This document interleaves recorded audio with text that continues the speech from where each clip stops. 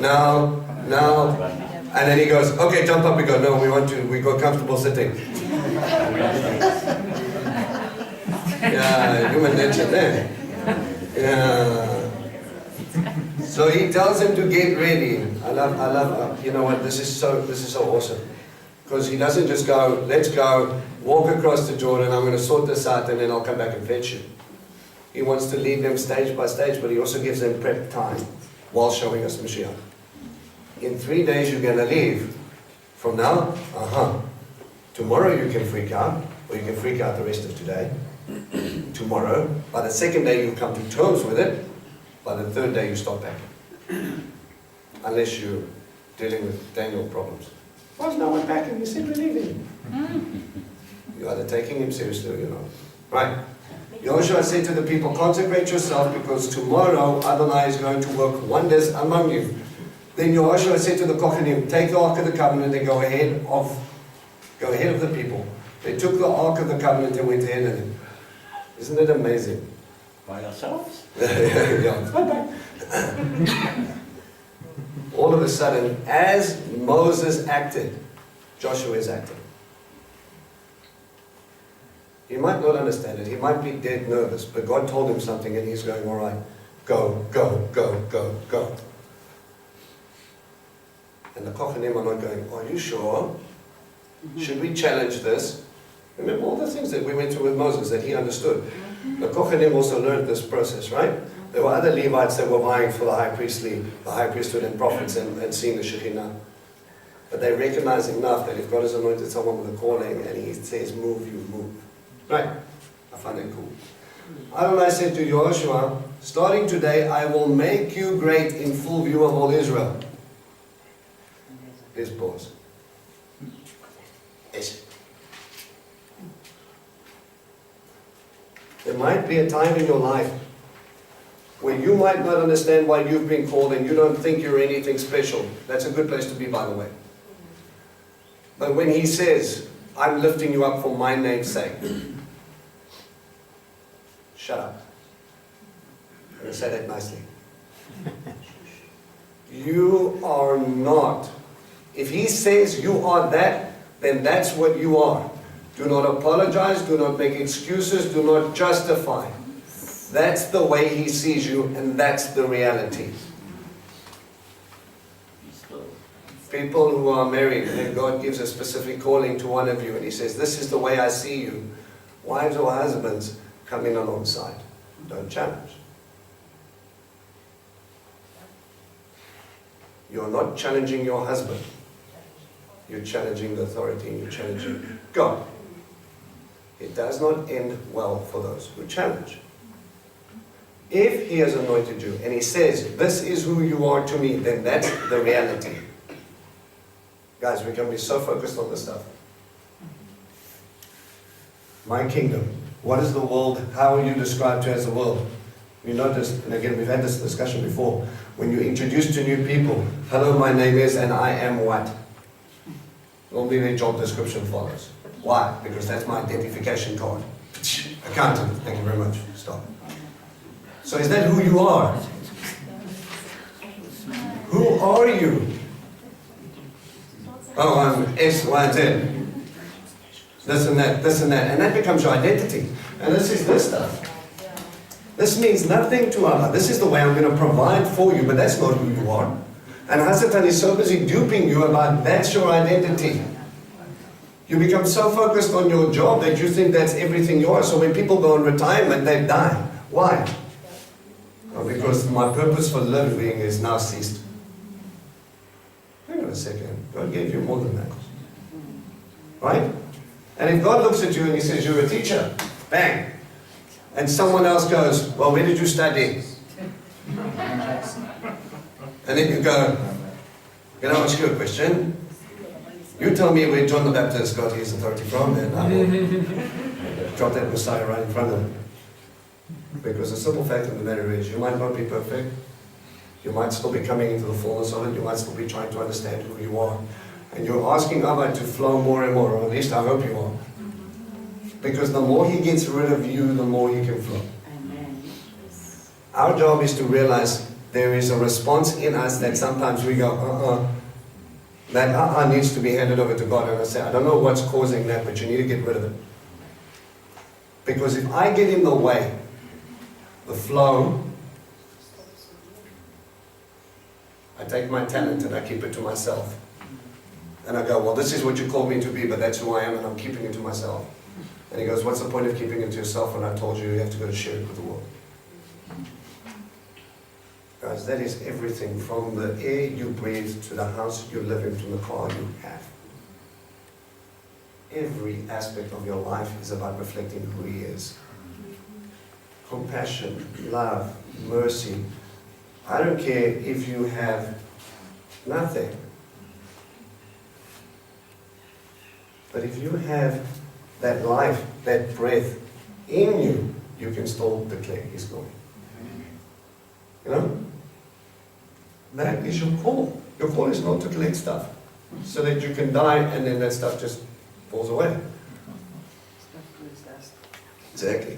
I mean, it's simple. I keep on coming back to Israel, but you go and you hear nothing about Herod the Great here. You hear nothing about it. You go over there and you get completely gobsmacked by what this man accomplished.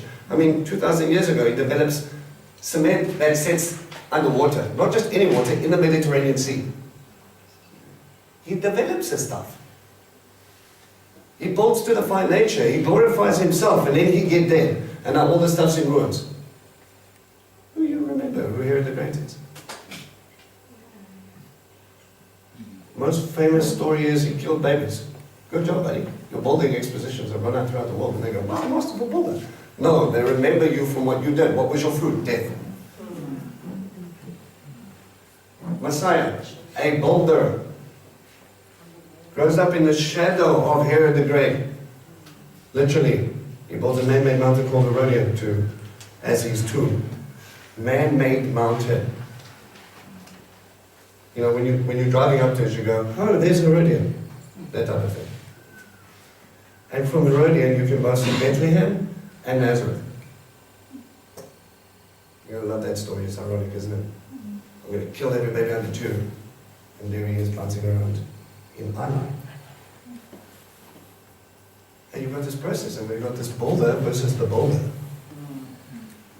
And one says, I'm busy about my Father's business, and the other one is trying to glorify something. One makes Tower of Babel, one builds up the kingdom of God.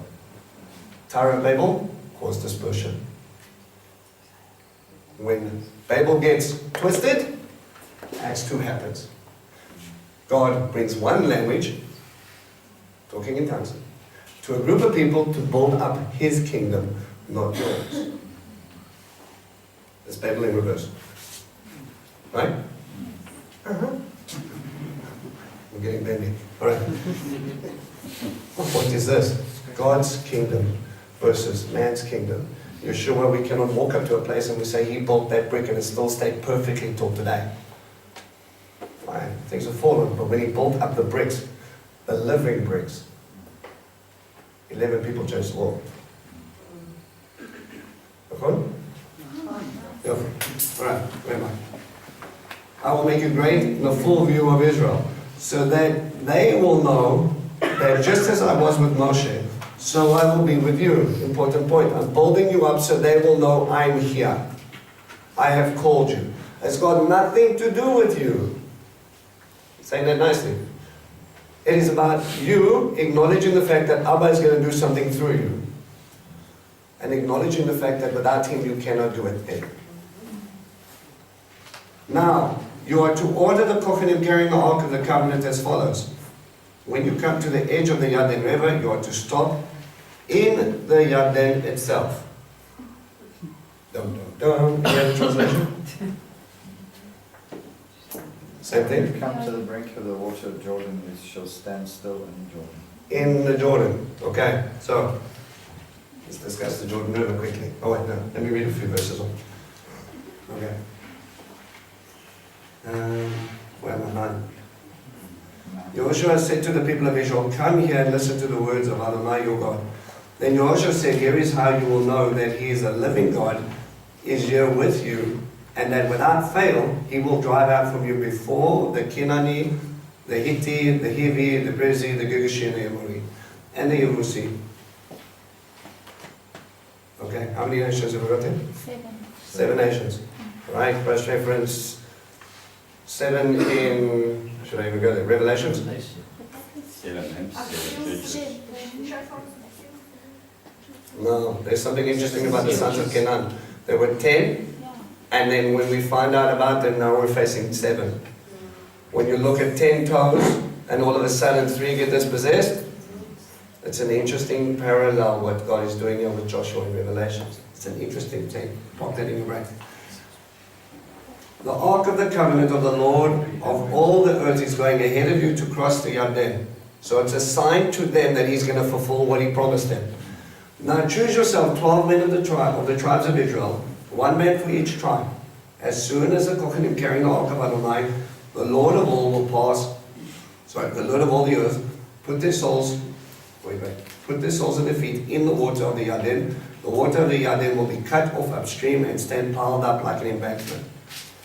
So it's not that it's going to be diverted. It's not that it's going to suddenly stop flowing. It'll be stopped like an embankment. Okay?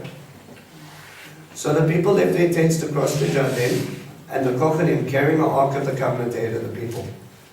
When those carrying the Ark had come to the Yarden, and the Kohanim carrying the Ark had waded into the water, for throughout the harvest season the Yarden overflows its banks. The water upstream stood piled up like the embankment for a great distance at Adam. So sitting next to Tzadsan, so that the water flowing downstream toward the sea of the Aravad, the Dead Sea, was completely cut off, and the people crossed over right by Jericho. Okay, so now we've got a couple of interesting things. Describe for me how the banks to the bottom of the Jordan River look. The bottom is pretty much straight. Yeah, 1, 2 in the water, Yeah. right? So it does this sort of thing. Right. Okay, if you've ever walked into the Jordan, you kind of look for the first step and then all of a sudden it's... Right. So now describe to me what the water does. Is it a slow-moving lake? runs fast.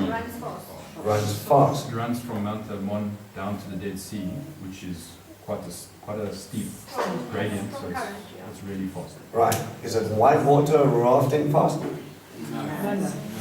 Yes, current. In some instances, Some places, but other places it's very muddy. Yeah, well the only reason it's muddy is because they've diverted off to Jordan itself, and to other places they use as drinking things. But back in biblical times, when you go to Tel Dan and you see that water rushing underneath you, Then it's clear. that is what the Jordan River was like. It was one of the fastest flowing rivers in the land, in the world, right? This thing would just... Now, let's make logical sense. I'm going to put a big gold box on 4 guys' back and I say, stop in the Jordan. But don't worry, it's flood stage. It's where floaters came from. So, big gold box, big deep water. Faith. Right? As they're stepping forward, yeah, who's in front? So now look at the back. I'm there with you, don't worry. If I go down with big gold box on my back, good idea, bad idea? Not good idea. Bloop, bloop, bloop, baptism for real, right? Except you go into the bubble stuff.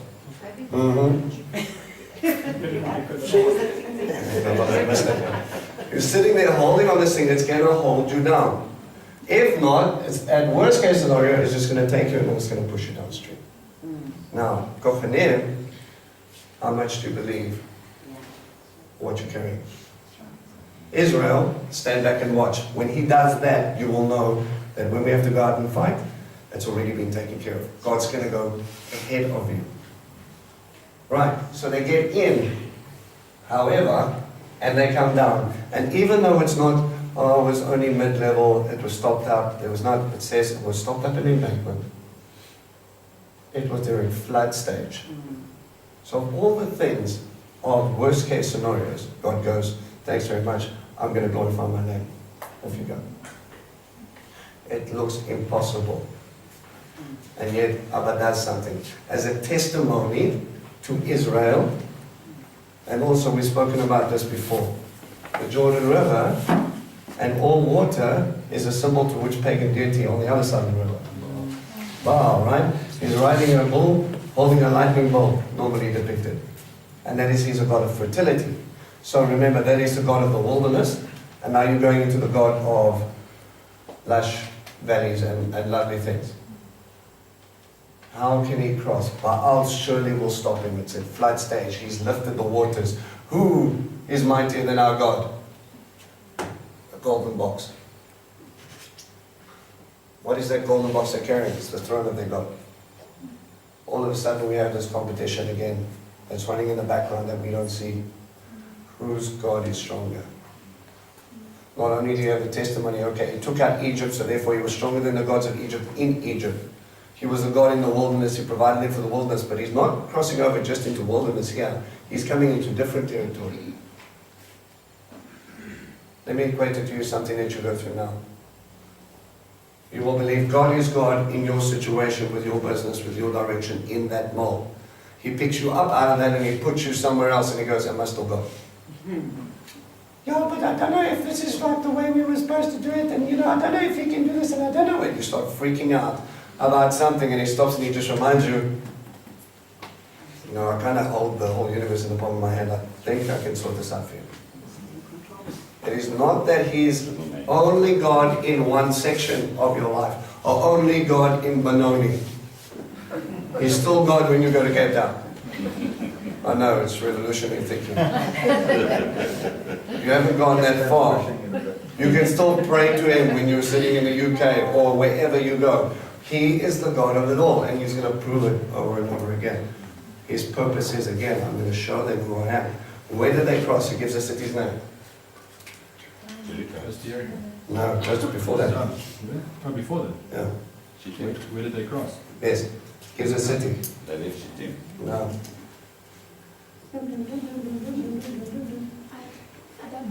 Adam. Right. Since they passed over right against Jericho. Yeah, going towards Jericho, but in the city on the other side now. He gives a push in the thing that mentions here that it's called Adma Adam. Where's the verse? Yeah, verse 16. The water upstream stood piled up like an embankment for a great distance at Adam. Right. So the water comes up, that's literally where the water stopped. Yeah. Slightly lower down, the people cross over. So we've got two references here. But even if you look at Gilgal, where we know they encamped, right? Jericho's here, Gilgal's over here. Okay?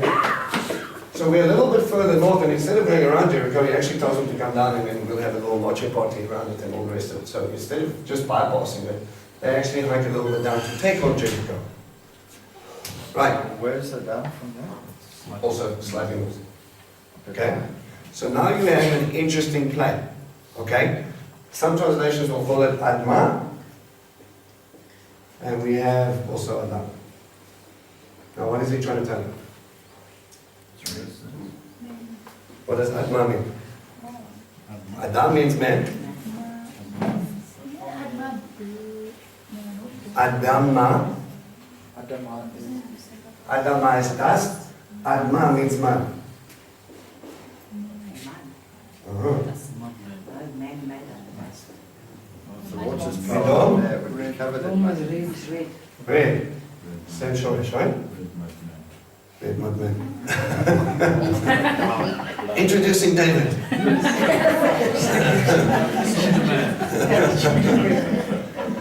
So it was the mud flats slightly north of Jericho. And again, he's reminding them about something. Who made you? Who formed you? What purpose do you have? Who, again, is God?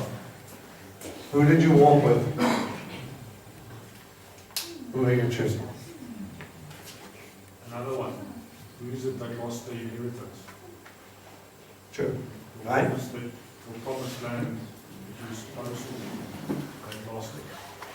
Nice link. So Adam lost it, and through the area of Adma or Adam, you come back into it. Okay? Interesting little parallels here. This is now a second crossing. A second mikvah. Right, where was the first mikvah? Red Sea. Through Ruach and water. You will come into my kingdom. Right? That's what he was talking about when he spoke to Nicodemus, right? Yes, Vince. Anybody not know what I'm talking about? Yes. Right. There's a discussion with Nicodemus, and he goes, someone fill in. Unless a man is born water and spirit, he will not. Right. So then he goes, but how can a man be born again? How can I climb back into my mom's womb? What are you talking about? And then he goes, and you're a teacher of Israel, and you don't even understand this stuff. This is basic to him. Still makes our head go. Huh? He says, how then am I going to reveal the things more? Yeah, well, no, don't try. And you come into this picture and he goes, if you understood Torah, you understood that the Ruach, a mighty wind, blew all night and it parted the seas. The Ruach separates the water and it comes to a crossing. The last time we hear of a crossing, someone who literally crosses over is called a what? The Hebrew. The Hebrew. Hebrew, the first time it's mentioned, someone who crossed over, right? And he takes him from a place in Mitzrayim of bondage, and through the power of the Ruach HaKodesh, through the waters, he allows them to pass through. He gets them to the other side. That which is trying to lay hold of them, to hold them back, to destroy them, to bring them back into slavery, starts to chase after them. And then what happens? Gets wiped out. God washes it away. Isn't it a nice picture of baptism? When I walk into this thing, everything that was holding me in bondage is now washed away. I have... Yeah, I wanted to ask, because Adam's dam is blood, isn't it? Dam is blood. Yeah, And then only through the blood of Yeshua we'll be able to... it's a nice link. But this, check this movie.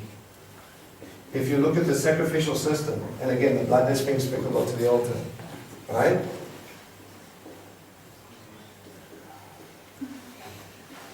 At any altar, an Oleh offering, when we make Aliyah, right? Now, Aleph ascends, the Dam runs down. Right? Okay? So that which is the first fruits, that's what made the flesh, and the radiant the tabernacle is what it symbolizes. Or return back to the earth. But the thing is, it's also nice depiction that we cannot be man alive because Aleph is represents God. Yeah, that's what I'm saying, the first. Yeah, like if God joins to dust, then it creates man. If Ah, there's that's not God, then man is dead. Then it's just blood overflow. Right, so, coming back. We have our mikvah. And he washes away everything that was holding you back. Listen to me. If you don't leave your fleshly self on the other side, that thing will always sit there and have little hooks in you that will try to hold you back. Okay? When people become baptized again, or born again, what's the struggle really that you go through in the first couple of years? Testing. Not just testing. Living up. That old jacket. That old leather jacket. Training your faith. Getting the Egypt out of you. Got you out in Egypt, but now I have to get Egypt out of you. And I equated it to that old leather jacket. Your old self. It's so nice to put it in and you put it on and it fits all good, and then all of a sudden there's this tweak in the mind that you're back being with. Right? How many of you had to forcibly not put yourself into situations that would make you get that old leather jacket out when you first came to Christ? Right, you had to put barrier and walls and Rottweilers and a lion and a 40-foot moat, and then you go, I'm standing over here because I, even though your 1 foot was already like I didn't trust myself. And this is the key, guys. A lot of people don't learn this fast enough. What happens? I'm going to make a stand. I'm stronger than this. Knowing you're weak in that place. So what did we do? For me, drinking, partying was normal. I'm going to make a stand in the pub. 3 days in, fourth tequila later. You're not going to stay. You're not going to stay. Then you're not standing, then you're sitting. Well, you're not lying down. Yeah, and then you're sleeping, and then you wake up and you go, how did I get here? Well, you took a stand in the wrong place. Yeah, exactly. Says, flee from sin. Don't stand there and go, you're not strong enough, you can't handle it, right? You've got to overcome that stage in your life by staying away from it. God will strengthen you, change you so that desire won't be there. So now, if Baba says, go into the pub, I know I won't be swept by it. That's right. And it took months. Yeah. I would not set foot in one. I redefined all my friendships because we used to get together in a pub. Now I say, I'll meet you at Magazine, we'll have coffee and cake. And they went, what? After the laughter stopped, I said, I'll see you at Magazine. And so I took my stand on the side. I had to cut off myself because I didn't trust me in that situation. Don't put yourself in a situation when you know you're weak. That's just tough. Why are you hurting yourself so much and why do you hate yourself so much to set yourself up for failure? That's right. You can't blame God for putting you in that situation. You put you in that situation. That's right. Put the barrier in place. We learn. We have to get out of the country. Otherwise, this thing will always be there. God could have taken Pharaoh. He could have tossed Pharaoh out on one side and he says, Hebrews, live, enjoy, and be happy. And what would happen? How long do you think it would have been one of those Hebrews would have declared himself he would have been Pharaoh? They would have been so Egyptian they wouldn't know any other way. But I removed you to get you into it. He takes him from there, then you go into the counting of Omer, and God reveals himself time and time and time again to get you to Sinai. Sinai is the love covenant. It is about you and me, kid. Are you going to be mine or what? And you go, yes, I want with all my heart. And hopefully that does change your heart.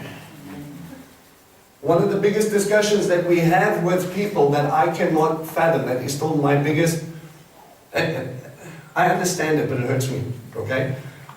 When you look at people and they go, you don't have to do Shabbat. You're a Gentile. You don't have to eat kosher. You don't have to celebrate the feast. And I look at them and instead of beating them with my Bible, which I could possibly do, my first response is, yes, but why wouldn't you want to? Exactly. If this pleases him and it brings a smile to my Father's face, why wouldn't I want to do it? And it's not a theological debate, it's a heart condition. If you're looking for things why you shouldn't, you'll find it. Oh no, I'm washing my hair today, I can't visit. Don't you wash your hair tomorrow? Yeah, but it's Wednesday. It's hair wash day. But if I flip the paradigm and I go, hang on a second, what's more important to me right now? Washing hair. What really? Let me find reasons to do it rather than reasons not to do it. And then I start to look towards it instead of running away from it. So he gets them out and he enters into this covenant, this love contract, and hopefully that's where something should take place. There is a point in your walk where you should fall in love with your Father. That's right. If the love's not there, go back to Sinai. Because I promise you, you will not be able to handle what's coming until you fall in love. Listen to me. There might be a point in your life when you're the only one standing there and there's no one watching you, there's nothing going on, and they're going to go, well, is he going to stand for him or not? If your heart is to please him and your love for your Father supersedes the people around me. I'm not doing this because you're watching. I'm not doing this because other people are watching. I'm doing this because I love you.